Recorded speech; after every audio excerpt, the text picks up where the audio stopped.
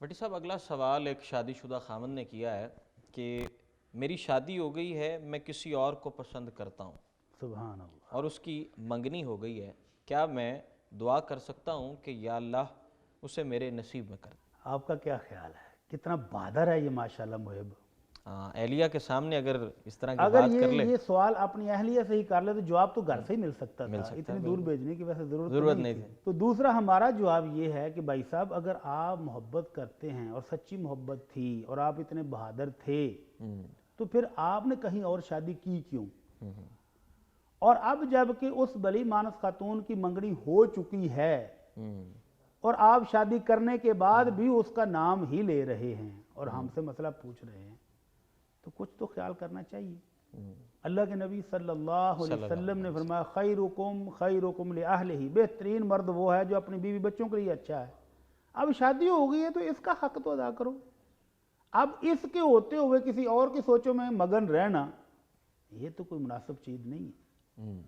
یہ جو بیوی ہے اب اس کے بھی تو حقوق ہیں نا، بالکل اب یہ اس کی محبت میں کھویا رہے تو اس کی حق تلفی نہیں ہوگی۔ ظاہر سی بات۔ پہلی بات تو یہ ہے کہ یہ اپنی بیوی کے ساتھ دھوکہ کر رہا ہے۔ اگر شادی کرنی ہے تو اس کی منگنی ہونے سے پہلے اس کے ساتھ تعلقات بناتا، اس کے گھر پیغام بھیجتا۔ تب دلیری کی جاتی ہے۔ اب کیا ہے؟ اب جو ہے اب حکم یہ ہے کہ نبی رحمت صلی اللہ علیہ وسلم کا حکم ہے کہ لا یخطب احدکم علی خطبۃ اخیہ، جب کہ مسلمان بھائی منگنی کر لے تو اس کی منگنی پر منگنی کا پیغام بھیجنا حرام ہے، منع ہے۔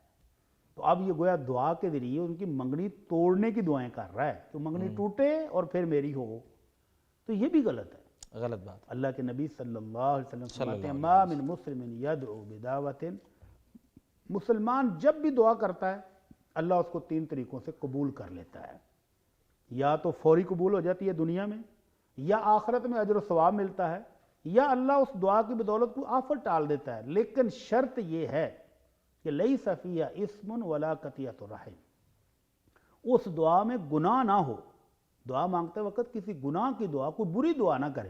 اب یہ اچھی دعا ہے کہ کسی کی منگنی ہوئی ہے، انہوں نے پتہ نہیں کتنا خرچہ کر لیا ہوگا، جی کتنے تعلقات ان کے آپس میں بن چکے ہوں گے اور یہ ٹوٹنے کی دعائیں کر رہا ہے، اور اس میں قطع رحمی نہ ہو سکتا ہے کہ وہ دوسرا منگیتر اس کا کوئی کزن ہی ہو، وہ خاتون اس کی کوئی رشتہ دار ہو، تو اب یہ قطع رحمی کی دعا کر رہا ہے، تو یہ دونوں طریقے ہی جائز نہیں ہیں۔